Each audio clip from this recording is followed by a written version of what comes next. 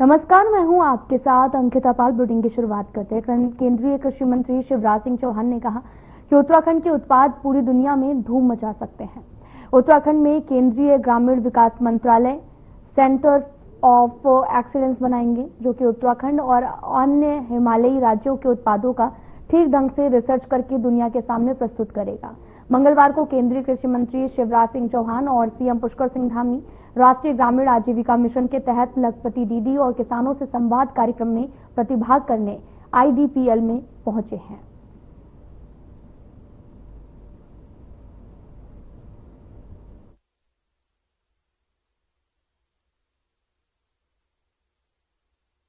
किया है, जैसा हमारी बहन रीना रावत जी ने अभी संवाद के दौरान बताया, मनमोहन भारद्वाज जी ने किस प्रकार से आज किसान उसके लिए किस प्रकार की व्यवस्था हो रही है, वो सारी बातें यहाँ पर संवाद के माध्यम से बताया है। इसके साथ ही सशक्त बहना उत्सव योजना, मुख्यमंत्री महिला स्वयं सहायता समूह सशक्तिकरण योजना के माध्यम से हमने राज्य की मातृशक्ति को नए अवसर और शक्ति प्रदान करने का भी काम किया है। मुझे आज मैं जब पूरे प्रदेश के अंदर जाता हूं, पिछले बार जब हमने पूरे राज्य के अंदर नारी शक्ति बंधन के कार्यक्रम आयोजित किए थे,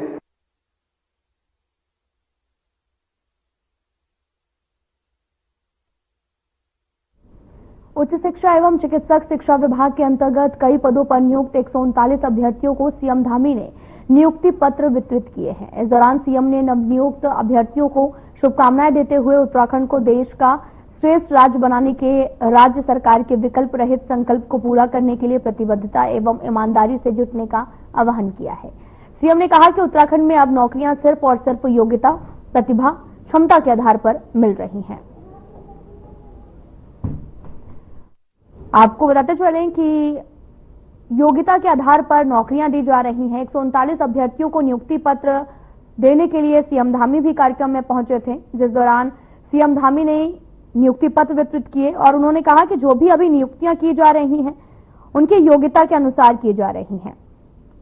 लोग मेहनत कर रहे हैं, बच्चे छात्र आगे बढ़ रहे हैं, जिस दौरान उनकी नियुक्ति हो रही है और बच्चे और भी आगे बढ़ें और इस दौरान देश और साथ ही राज्य भी विकसित होगा।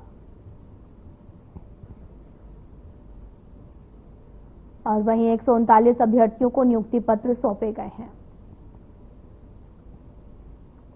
उत्तराखंड के स्कूलों में बच्चों को पाठ्यक्रम में श्रीमद् भगवत गीता का अध्ययन कराया जाएगा और इसके लिए सीएम पुष्कर सिंह धामी ने मंगलवार को शिक्षा विभाग की समीक्षा बैठक की है। समीक्षा के दौरान सीएम ने आपको बताते चले कि अधिकारियों को निर्देश दिए कि स्कूलों में बच्चों को पाठ्य चर्चा और श्रीमद् भगवत गीता का अध्ययन भी कराया जाए। इसके साथ ही शिक्षा के क्षेत्र में नवाचार का अगले 10 सालों के स्पष्ट प्लान पर कार्य किया जाए। साथ ही बरसात शुरू होने से पहले राज्य के सभी स्कूलों का निरीक्षण किया जाए। स्कूल के रास्ते, पुलों की स्थिति के साथ ही अन्य मूलभूत सुविधाओं को भी देखा जाए।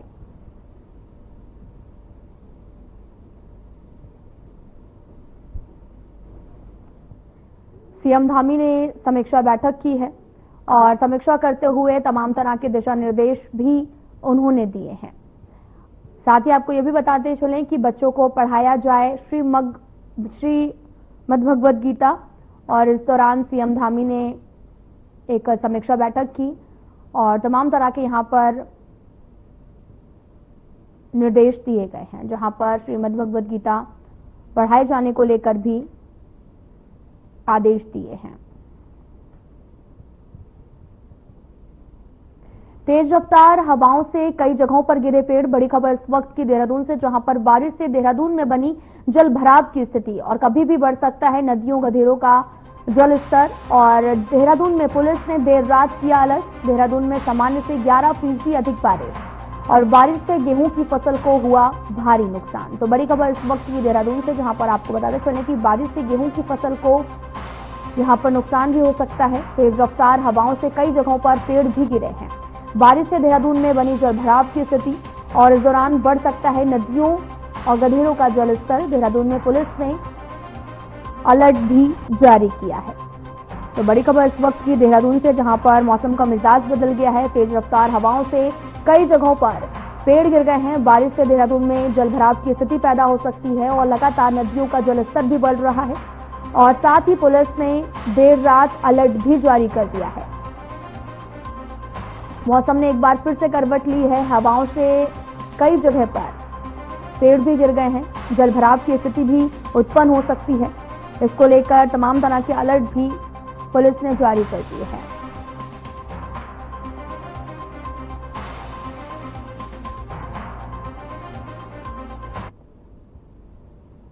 यूसीसी लागू होने के बाद में उत्तराखंड देश का पहला यूसीसी राज्य बन गया है, जिसके अंतर्गत मुख्यमंत्री पुष्कर सिंह धामी ने संपूर्ण प्रदेश में यूसीसी में शादी का पंजीकरण कराना अनिवार्य कर दिया है। उनके निर्देशों के अनुपालन में पूरे प्रदेश में यूसीसी में शादी के पंजीकरण का कार्य गतिमान है। वहीं जसपुर नगर और ग्रामीण क्षेत्रों में न्याय पंचायत के आधार पर प्रत्येक गांव में स्थानीय प्रशासन की तरफ से शादी के पंजीकरण कराने के लिए यूसीसी कैंपों का आयोजन भी किया जा रहा। जसपुर उप जिलाधिकारी ज्योतर सिंह चौहान ने भी जानकारी देते हुए बताया कि जिनकी शादी 2010 के बाद हुई है, उनका पंजीकरण अनिवार्य है। पंजीकरण कैंप पहले न्याय पंचायत के आधार पर लगाए गए थे, लेकिन अब नए रोस्टर्स के आधार पर ब्लॉक स्तर पर हैं।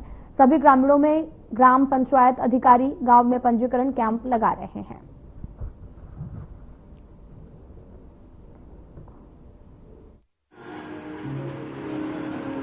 देखिए, यूसीसी का रजिस्ट्रेशन आदमी अपना सीएससी केंद्र से भी करा सकते हैं और क्योंकि अभी लोगों को उसके बारे में इतनी जानकारी नहीं थी, तो हमने नगरीय क्षेत्र में और ग्रामीण क्षेत्र में वार्ड वाइज और ग्राम वाइज इसका रोस्टर बनवाया हुआ है। और जो हमारे टीम है, जो सब रजिस्ट्रार है, ग्राम पंचायत विकास अधिकारी और शहरी क्षेत्र में नगर पालिका के जीओ, उनके द्वारा ये गांव-गांव में कैंप लगाए जाते हैं रोस्टर के अनुसार और लोगों के जो यूसीसी के मैरिज रजिस्ट्रेशन वो कराया जाता है।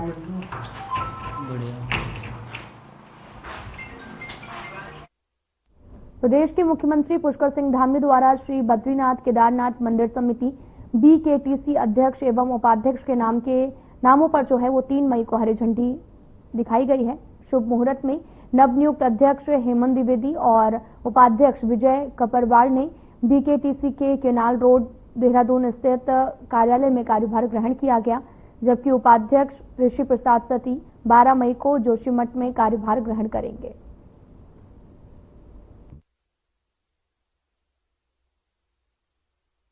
बहुत बहुत धन्यवाद आपका। आज विधिवत रूप से जो उत्तराखंड सरकार द्वारा श्री बद्री केदार मंदिर समिति के एक सेवक के रूप में काम करने का सरकार ने मुझे दायित्व दिया है। मेरे साथ में मेरे सहयोगी श्री विजय कपरवाण जी जो उपाध्यक्ष के रूप में बद्री केदार मंदिर समिति का कार्यभार देखेंगे। मैं सर्वप्रथम अपने सभी मीडिया बंधुओं का हार्दिक अभिनंदन करता हूं और अपनी सरकार के अपने यशस्वी मुख्यमंत्री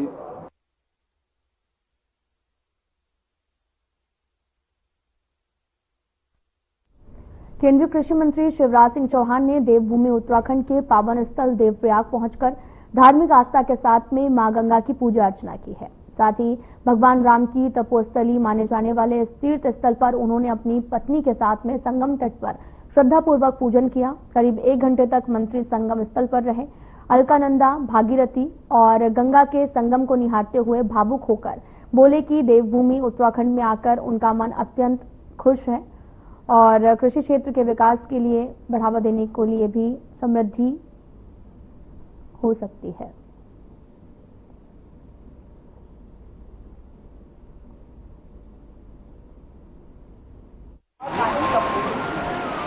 माननीय केंद्रीय मंत्री भारत सरकार और पूर्व मुख्यमंत्री मध्य प्रदेश श्रीमान शिवराज सिंह चौहान जी आज देवप्रयाग आए थे और उन्होंने अलकनंदा भागीरथी के दिव्य एवं पावन संगम जो कि गंगा का उद्गम स्थान भी है, वहां पूजा अर्चना की और मां गंगा का आशीर्वाद लिया, जो कि बहुत ही अच्छा अनुभव उनको मिला।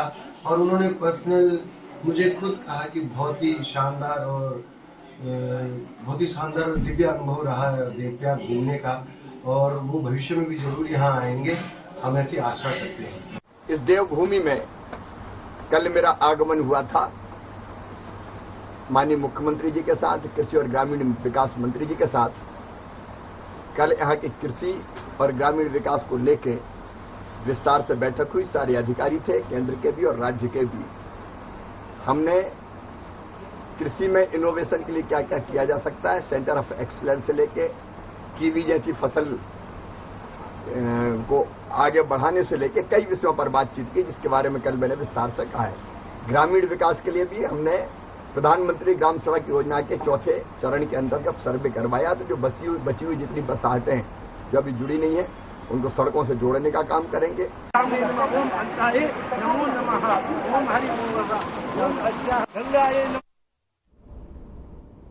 कैबिनेट मंत्री गणेश जोशी ने अपने देहरादून स्थित कार्यालय में सिंचाई विभाग के अधिकारियों के साथ में बैठक कर मसूरी विधानसभा क्षेत्र में चल रहे विकास कार्यों की प्रगति की समीक्षा बैठक की है और साथ ही अधिकारियों को निर्देश दिया कि जो भी कार्य चल रहे हैं उसे शीघ्रतापूर्वक पूरा किया जाए। जो कार्य अभी लंबित हैं उन्हें प्राथमिकता के आधार पर निपटाया जाए।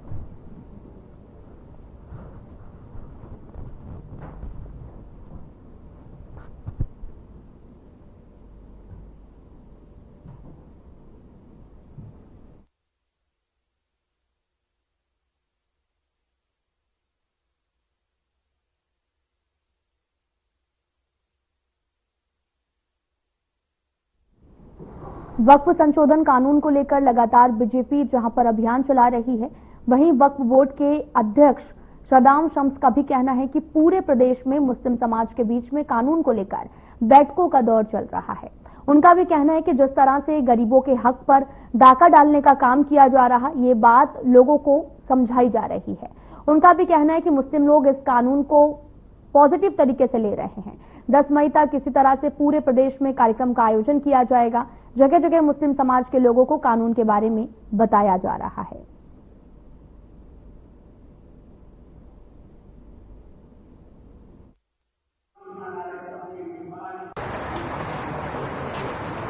वक्फ संशोधन जन जागरूक अभियान लगातार उत्तराखंड में भी उसकी बड़ी कार्यशाला प्रारंभ हुई। उसके बाद अब जो जिला के सम्मेलन है वो प्रारंभ हो चुके हैं। जिला सम्मेलन के साथ साथ हम पत्रक वितरण के लिए गली मोहल्लों में जा रहे हैं। मुस्लिम धर्म गुरुओं के साथ संवाद हो रहा है और एक बहुत पॉजिटिव रिस्पांस आ रहा है। ऐसा लग रहा है कि मुस्लिम समाज खुद बढ़ चढ़कर उसमें हिस्सा लेना चाहता है। गरीब मुसलमान को अब उम्मीद जगी है कि अब उसके भी अच्छे दिन आएंगे और मैं ये कह सकता हूं जो गरीबों का हक गरीबों को मिले, इस विचार के साथ हम आगे बढ़ रहे हैं। और जो अमीरों ने उन गरीबों का हक लूट के बैठे थे, जो सदके ज़कात खैरात का जो पैसा था जिसको वक्फ कहते थे, उस वक्फ का जो असली हकदार होना चाहिए था, वो बेवा बहनें, विधवा बहनें, वो यतीम बच्चे, वो गरीब लोग, वो बुजुर्ग जिनका कोई नहीं है, उनको उसका अधिकार नहीं मिला। तो मोदी सरकार ये चाहती है कि उन गरीबों को उनका अधिकार मिले, इसलिए अमेंडमेंट आया। मुझे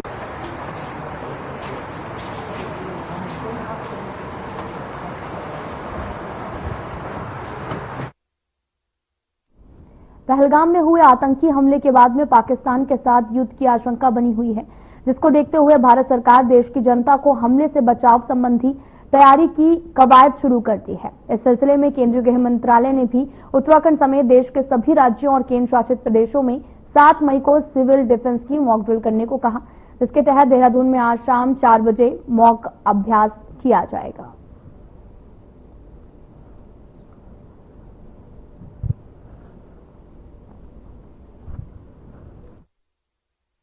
हमारे जिले भर में 9 सायरन्स हैं और उन सभी सायरन्स को उपयोग किया जाएगा कल के मॉक ड्रिल के लिए।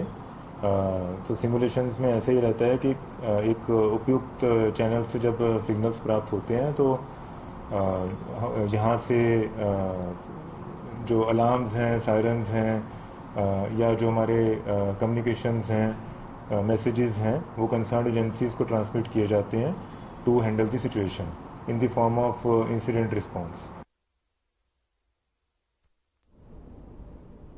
जम्मू कश्मीर में पर्यटकों पर आतंकी हमले के बाद में ऋषिकेश एम्स में तैनात डॉक्टर ने नर्सिंग स्टाफ के साथ मिठाई बांटकर जश्न मनाया, जिसको लेकर हिंदू संगठनों में काफी ज्यादा आक्रोश है। और साथ ही डॉक्टर को बर्खास्त करने की मांग की है। फिलहाल पुलिस मामले की जांच पड़ताल कर रही है। किसी न किसी मामले को लेकर विवाद में रहने वाले एम्स संस्थान इस बार हिंदू संगठनों के निशाने पर है। आरोप है कि हिंदू जम्मू कश्मीर में पर्यटकों पर हुए आतंकी हमले के बाद में समुदाय विशेष के डॉक्टर ने स्टाफ को मिठाई बांटी है।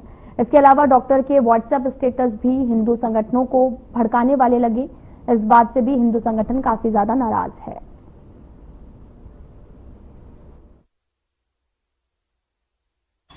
26 हिंदुओं की नृशंस हत्या हुई धर्म के नाम पर, और उनके धर्म के नाम पे उनका ठप्पा, जो उनके कपड़े उतार के उनका ठप्पा ढूंढ के जो जिस तरह से उनको मारा गया, उसके बाद पूरा देश विश्व गमगीन था, सारे लोग गमगीन थे।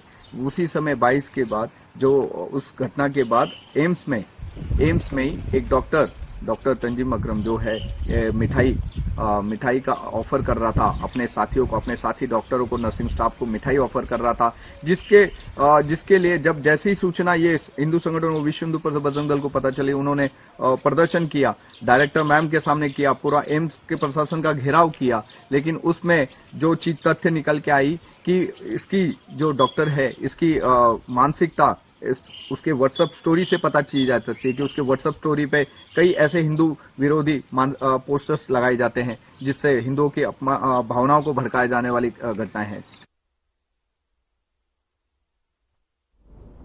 उत्तराखंड में 30 अप्रैल से चारधाम यात्रा की शुरुआत हुई है और इसी के चलते 2 मई को बाबा केदारनाथ धाम के कपाट भी खुल गए हैं, जिसमें 4 दिनों में से 1 लाख से भी ज्यादा श्रद्धालुओं ने बाबा केदारनाथ के दर्शन किए हैं। उत्तराखंड बीजेपी के प्रदेश प्रवक्ता कमलेश रमन ने कहा कि लाखों की संख्या में श्रद्धालुओं का आना यात्रा के लिए एक शुभ संकेत है। प्रदेश की सरकार ने चारधाम यात्रा को लेकर बहुत ही अच्छी व्यवस्था की है।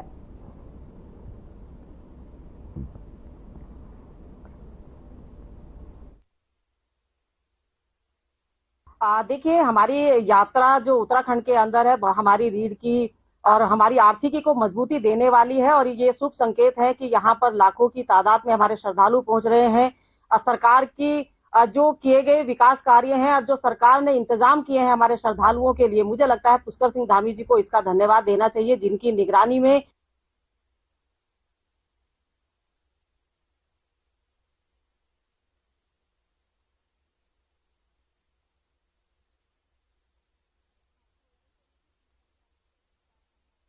बात हो गई है।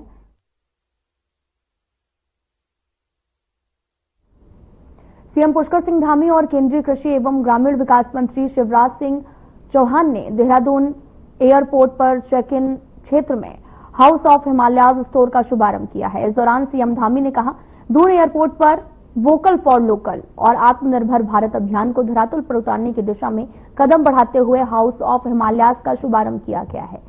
इस स्टोर में यात्रियों के लिए महिला स्वयं सहायता समूह और ग्रामीण उद्यमियों द्वारा तैयार किए गए हर्बल प्रोडक्ट्स और जैविक शहद, दालें, परिधान, हस्तशिल्प, पारंपरिक व्यंजन आसानी से उपलब्ध होंगे। केंद्रीय मंत्री शिवराज सिंह चौहान ने कहा, चारधाम यात्रा के लिए प्रदेश सरकार की तरफ से पुख्ता इंतजाम किए गए हैं।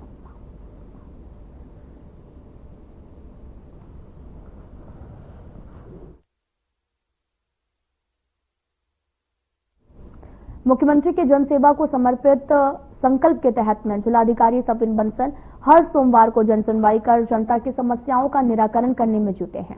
जिलाधिकारी की अध्यक्षता में ऋषि पारना सभागार में आयोजित जनसुनवाई में जिले के कई क्षेत्रों से पहुंचे 137 फरियादियों ने अपनी समस्याओं को रखा और जिलाधिकारी ने जनसुनवाई में एक एक करके सभी लोगों की समस्याओं को सुना। साथ ही अधिकांश समस्याओं का मौके पर समाधान किया गया। विभागीय अधिकारियों को निर्देशित किया गया, जन समस्याओं को गंभीरता से लेते हुए प्राथमिकता पर निस्तारण किया जाए। जो स्पेक्ट्रम है हमारा हर जनता दिवस में वो इट अंडरगोज अ चेंज, तो एक डाइवर्स पर्सपेक्टिव्स एक्सपीरियंस होता है। जो हमारी फील्ड में प्रॉब्लम्स चल रही हैं हमारे सिटीजन्स के साथ, सिटीजन ग्रुप्स के साथ, जैसे कुछ इकोनॉमिक हार्डशिप से फैमिली ट्रेजिडीज के कारण कुछ अपना लोन पे नहीं कर पा रहे हैं, विद्युत बिल नहीं भर पा रहे हैं, दिव्यांगजन हैं, ना तो वो अपनी जीविका उपार्जन चला पाते हैं और ना इस तरह की जो बेसिक ह्यूमैनिटीज़ हैं उनको सर्विस कर पाते हैं। तो इसके लिए हम एक हफ्ते का टाइम देकर अपनी फील्ड यूनिट से रिपोर्ट लेते हैं और उनको हम कोशिश करते हैं कि अपने CSR या राइफल क्लब से उनकी प्रॉब्लम्स को एलिविएट करें, न्यून करें। इस तरह से पूर्व में भी प्रकरण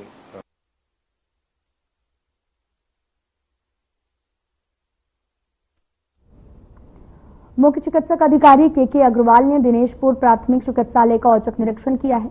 इस दौरान उन्होंने अस्पताल में प्रत्येक बुधवार को एक महिला डॉक्टर की तैनाती किए जाने की घोषणा की है।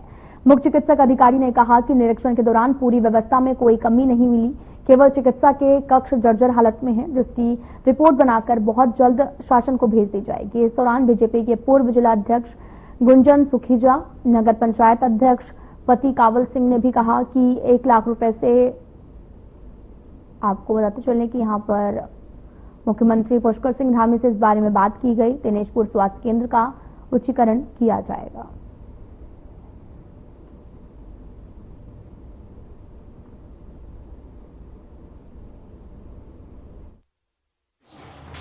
लिया है कि सीएमओ साहब से रिक्वेस्ट किया है कि इसका उच्चीकरण किया जाए, क्योंकि यहाँ लगभग आबादी 1.5 लाख है। आबादी के अनुसार इसका उच्चीकरण होना चाहिए, और क्योंकि हर बार रेफर होता है, डॉक्टर साहब अकेले बहुत यहाँ करते हैं, जितने लायक हैं अकेले क्या कर सकते हैं। तो हमने अभी रिक्वेस्ट की है, इन्होंने कहा है अपने सीएमओ साहब ने, एक आप एप्लीकेशन लिख के दो, हम शासन में भेजते हैं, जल्दी उच्चीकरण हो जाएगा। ये बिल्डिंग बहुत पुरानी बिल्डिंग है और इस बिल्डिंग में ओपीडी चल रही है, जांचें भी हो रही हैं, प्रसव भी हो रहे हैं और इम्यूनाइजेशन का कार्य सब सेंटर में किया जा रहा है।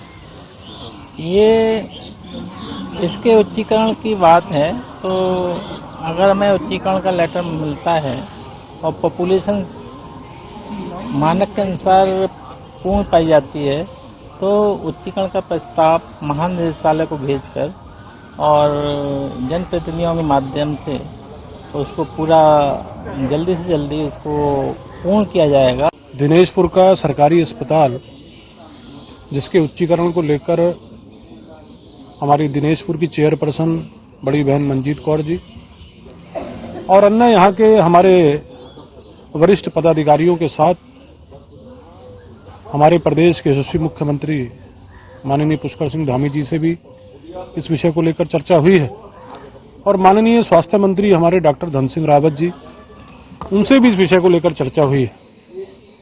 और उस चर्चा के उपरांत आज हमारे माननीय सीएमओ साहब यहां का निरीक्षण करने आए हैं और बहुत जल्द दिनेशपुर की जो बहुत बड़ी समस्या है, क्योंकि हमारा जो दिनेशपुर का क्षेत्र है, हम सब जानते हैं कि यहां मजदूर लोग ज्यादा हैं और उनको अपने इलाज के लिए रुद्रपुर जाना पड़ता है या अन्य स्थानों पर जाना पड़ता है। उनको दिनेशपुर में उचित इलाज मिले, उसको लेकर बहुत जल्दी यहां पर जो स्थानीय स्तर पर जो कार्रवाई होती है वो तत्काल यहां से शुरू होने जा रही है।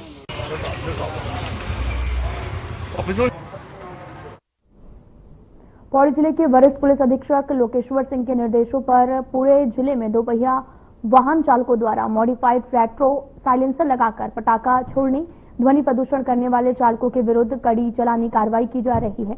इसी क्रम में श्रीनगर पुलिस टीम ने पूर्व से अब तक चलाए जा रहे अभियान के तहत में अब तक कुल 28 चालकों के वाहनों को सीज किया है। पुलिस द्वारा ऐसे वाहनों को में मॉडिफाइड रेट्रो साइलेंसर को निकालकर रोड रोलर की मदद से नष्ट किया जा रहा है।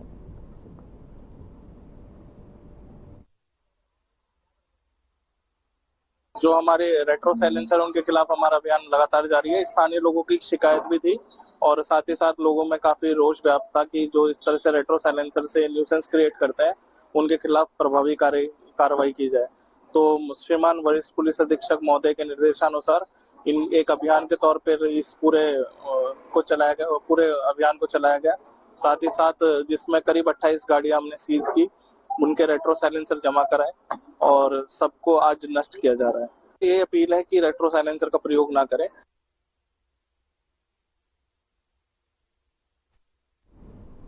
देहरादून पुलिस ने सोशल मीडिया पर भ्रामक खबर प्रसारित करने वालों को खास चेतावनी दी है। देहरादून पुलिस अधीक्षक नगर प्रमोद कुमार ने कहा कि अक्सर देखा जाता है कि लोग सोशल मीडिया पर जानकारी के अभाव के चलते गलत भ्रामक खबरें पोस्ट कर देते हैं, जिससे समाज में गलत प्रभाव पड़ता है। ऐसे में लोगों पर पुलिस की खास नजर है और पुलिस के द्वारा ऐसी पोस्ट करने वाले लोगों पर वैधानिक कार्रवाई की जाती है। वहीं पिछले कुछ दिनों में पुलिस द्वारा 100 से भी ज्यादा पोस्ट को पुलिस के द्वारा डिलीट कराया गया। अगर कोई भी गलत तरीके की पोस्ट करता है तो उसके खिलाफ पुलिस के द्वारा सख्त कार्रवाई की जाएगी।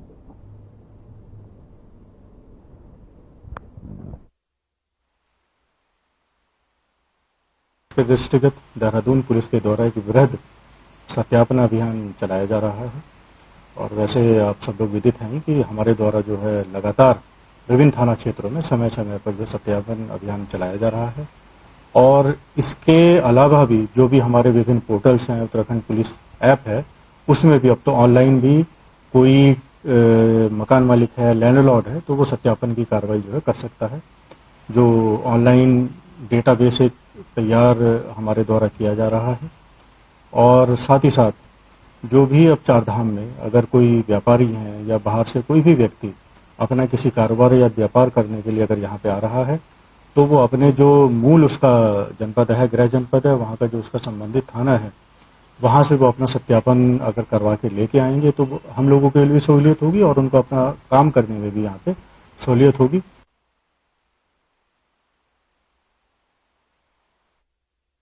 उत्तरकाशी के पुरोला में एसओजी और राजस्व की पुलिस ने पुरोला क्षेत्र में 160 नाली अफीम की खेती को नष्ट किया है। पूरे मामले में एसपी उत्तरकाशी सरिता डोभाल का कहना है कि अफीम की खेती करने के बारे में शिकायत मिल रही थी। ऐसे में एसओजी और राजस्व की पुलिस मौके पर पहुंचकर अफीम की खेती को नष्ट किया है।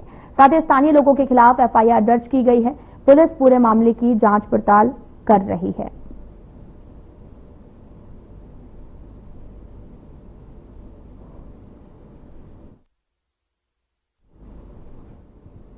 फिलहाल बुलेटिन में इतना ही। नमस्कार।